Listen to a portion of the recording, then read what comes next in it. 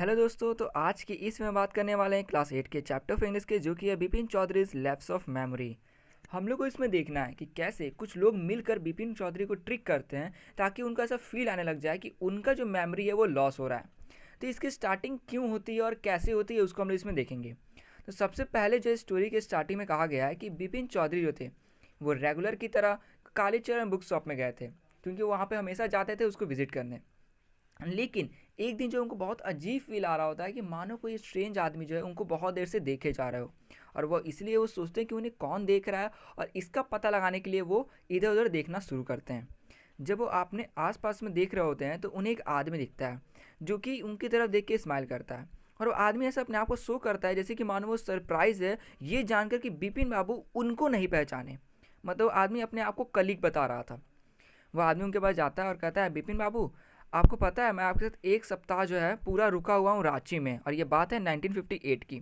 और वो इससे कहता है, बिपिन बाबू सोचते हैं कि अरे यार ये क्या बोल रहा है, मैं तो कभी गया ही नहीं हूँ। वो आदमी अपना नाम जो है परिमल घोष बताता है। तो बिपिन बाबू कहते हैं कि देखो तुम्हें कोई गलत फहमी हुई है, क्योंकि मैं कभी रांची गया ही नहीं हूँ। लेकिन फिर जो आदमी कहता है कि नहीं नहीं ऐसा बात नहीं है, मतलब आप गए हो, मैंने आपको देखा है, मैं भी आपके साथ एक सप्ताह रहा हुआ हूँ रांची में। तो इस तरह से वो कहता है, बिपिन बाबू फिर कन्फ्यूज हो जाते हैं। तो फिर जैसे ही घोष ये कहता है कि नहीं आप सही में गए थे, और वो ये बोलते हैं, वो हंसने लग जाता है। और वो कहता है कि देखिए मेरे पास पूरा ये पता है कि रांची में क्या क्या हुआ था, ये मैं बता भी सकता हूँ आपको। वो कुछ बातें बताता है ताकि वो ये बता सके कि वो उनको अच्छी तरीके से जानता है। तो वो कहता है कि जब आप हुड्रो में थे तो आपको जो है राइट नी में चोट लगा हुआ था, और उस समय मैं आपके साथ था आपकी हेल्प करने के लिए। फिर वो दूसरी बात बताता है कि जो उस समय हमारे साथ दिनेश मुखर्जी भी थे उस ट्रिप पे रांची के।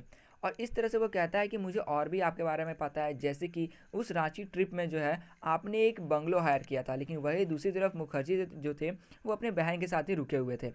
और वो बातें बताता है, जैसे कि वो कहता है कि चौधरी जी आप जो है अपने बैग में जो है बुक्स रख के चलते थे किसी भी ट्रिप पर। अब यहाँ पर हो जाते हैं पूरा ये कंफ्यूज। बिपिन बाबू बोलते हैं कि अच्छा बताइए ये कौन सा महीना था। तब वो वहाँ से कहता है घोष कि ये अक्टूबर का महीना था। बिपिन बाबू कहते हैं कि देखिए अक्टूबर 1958 में तो मैं अपने दोस्त के साथ कानपुर गया हुआ था। तभी जो है वो देखते हैं कि जो घोष है वो एकदम हार मानने पे नहीं रहता है। तो वो बोलता है कि अच्छा ठीक है मैं और भी बातें बताता हूँ, जो कि अपने अपने लाइफ के बारे में मुझे बताया हुआ है। वो ये था कि उसने कहा कि आपने बताया था कि आपकी जो वाइफ थी उसकी मौत कैसे हुई, और आपके जो दो भाई है वो किस तरह से बुरी तरीके से मर गए थे। इस तरह से वो बोलता है। अब जो है पूरा मीन सिंह का दिमाग घूम जाता है बिपिन बाबू का। वो सोचते हैं कि उनको जो है यहाँ से चले जाना चाहिए। और जैसे ही वो वहाँ से जा रहे होते हैं तो वो जो आदमी है घोष वो उनको डिसबिलीव में देख रहा होता है कि मानो ये क्या हो रहा है। अब देखिए बिपिन बाबू जो है अपने ड्राइवर सीताराम को कहते हैं कि जो गंगा जो है उस रूट की तरफ से चलने के लिए। अब वहाँ पे उनको समझ ही नहीं आता है कि ये कौन आदमी था। उनको बहुत मतलब अजीब फील आता है कि ये कौन सा आदमी है जो मेरे बारे में इतना जानता है लेकिन मैं उसको नहीं जानता हूँ। अब देखिए उनके दिमाग में मतलब पहली बार ऐसा फीलिंग आया हुआ कि मानो वो कुछ भूल रहा हो या उनकी याददाश्त कमजोर हो रही हो। तब वो सोचते हैं कि क्या मैं सच में अपने दिमाग को खो रहा हूँ। और इस तरह वो बोलते हैं कि नहीं मुझे तो याद है कि मैं कानपुर में ही था। तो उनको याद आता है कि उनका कानपुर में एक होस्ट था जिसका नाम था हरिदास बख्शी। वो सोचते हैं उसे कंफर्म कर ले, लेकिन जैसे उसको कांटेक्ट करने जाते हैं तो उनको याद आता है कि वो कुछ सप्ताह पहले ही जापान चला गया है। यहाँ पर वो पूरा लाचार हो जाते हैं। अब देखिए उनको लगता है कि उनके जो पैर में जो कट का बात बताया था उसको चेक करने के लिए अपने पैर को वो फोल्ड करके देखते हैं। उन्हें वहाँ पे मिल जाता है वो कट।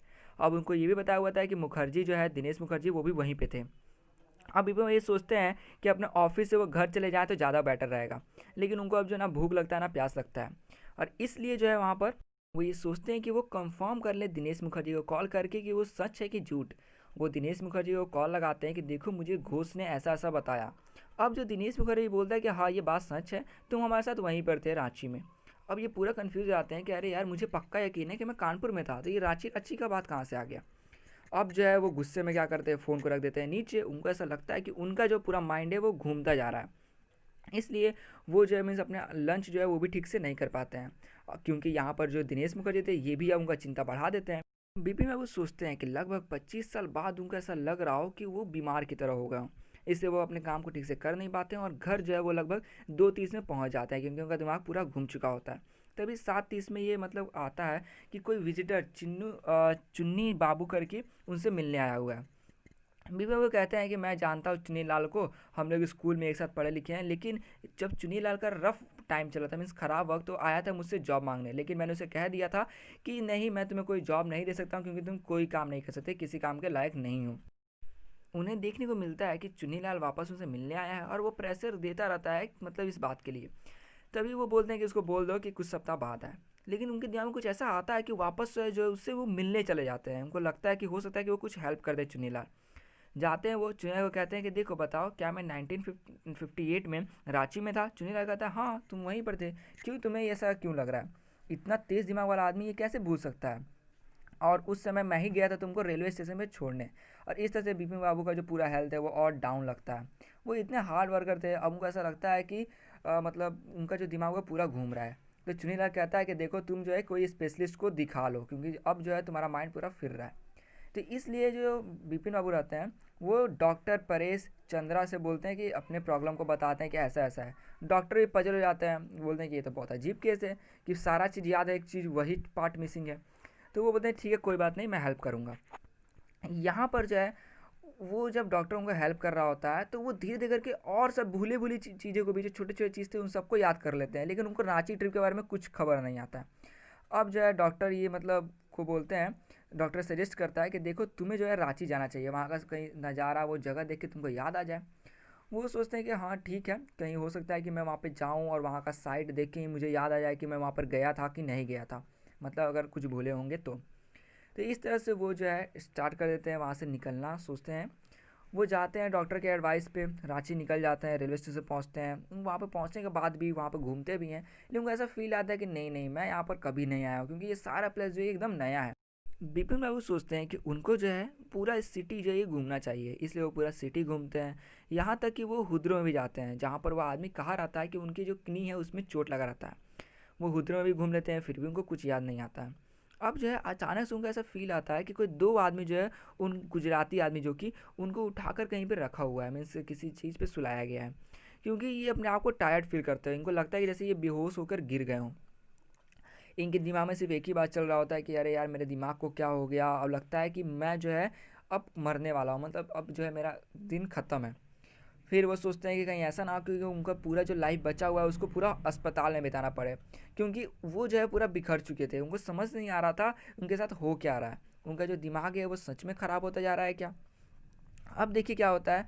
वो जो है अपने जो डॉक्टर हैं, मीन्स वो कलकत्ता पहुंच जाते हैं, ठीक है, और अपने डॉक्टर को चंद्रा को फ़ोन लगाते हैं। वो बोलते हैं कि आप आइए नहीं मेरे पास।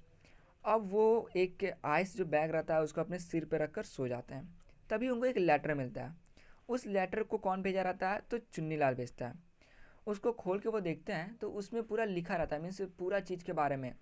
उसमें लिखा रहता है चुन्नी लाल ने कि देखो मुझे बहुत ही अफसोस हो रहा है कि तुम्हें जो है कोई हेल्प नहीं मिल रहा है बिपिन बाबू, लेकिन मैं तुमको एक बात बता दूं कि तुम्हारा जो ये मेमोरी है एकदम सही है। इसमें मतलब तुम जो है जितना भी याददाश्त है तुम्हारा सही है। ये बात ये था कि ये जितना भी चीज़ तुम्हारे साथ हो रहा है ये सब मैंने प्लान किया हुआ था, और ये जो एक प्रैक्टिकल जोक था तुम्हारे साथ, क्योंकि मैं तुमसे आया था हेल्प मांगने लेकिन तुमने किया नहीं, और ये तुम्हारे अच्छे बिहेवियर जो तुम्हारा नहीं था इस वजह से मैंने ये गेम खेला, और इससे मेरा साथ दिया मिस्टर घोष ने और मुखर्जी ने, मीन्स दिनेश मुखर्जी ने। अब जो है इनको पूरा जो दिमाग में क्लियर हो जाता है कि अच्छा ऐसा बात था। तो वो बोलते हैं कि चलो उनका मेमोरी लॉस तो नहीं था, लेकिन अब जो है डॉक्टर चंद्रा जो है वहाँ पर आ चुके थे, तो बिपिन बाबू जो है वो सोचते हैं चलो एक झूठ बोला जाए। वो झूठ ये बोलते हैं कि देखो जब मैं रांची में गया था तो मुझे रेलवे स्टेशन में पहुँचते ही सारा बात याद आ गया था कि मैं वहाँ पर गया हुआ हूँ। फिर वो बोलते हैं कि मैंने बस आपको यहाँ पर इसलिए बुलाया है कि ताकि मैं आपसे कोई पेन किलर ले सकूँ, क्योंकि मैं वहाँ पर गया था और वहाँ पर गिर गया था, तो वहाँ पर गिरने की वजह से मुझे थोड़ा चोट लग गया, इससे मैं पेन किलर लेना चाहता हूँ। तो ये हमने देखा पूरा एक स्टोरी, ठीक है।